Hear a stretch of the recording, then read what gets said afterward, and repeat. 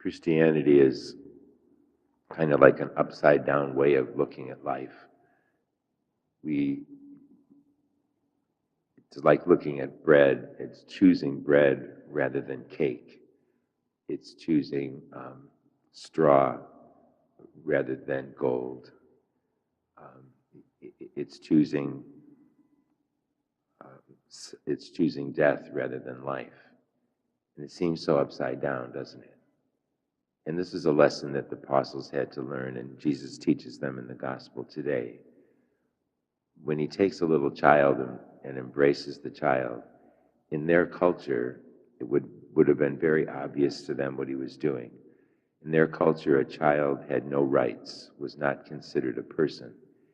And so for Jesus to embrace this child and say, you must become like this child in humility and simplicity, was really a contrary way of thinking in their time.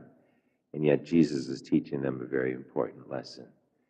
And they're arguing because they still hadn't got the message. They're arguing about who's the greatest because they thought Jesus was the Messiah who would come and overtake the Romans, and they would now be able to live in luxury in this world. They didn't understand that Jesus' kingdom was not of this world.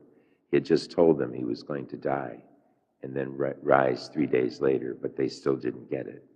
And you can understand how they wouldn't comprehend it. We can understand it because we see the whole picture so many years later, what Jesus was saying. But we need to absorb it into our own life too. Jesus chooses bread rather than the elegance of cake to transform it into his body and blood at this Mass, the simplicity and humility of God. And he asks us to have the humility rather than pride, which is the gold. He asks us to have the humility to depend upon him for all things. And finally, he asks us to choose death, but not eternal death.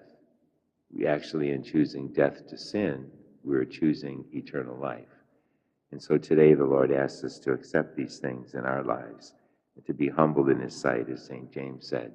If we are humble in the sight of the Lord, then we are going to be great in his eyes. Let us stand and offer our prayers and petitions.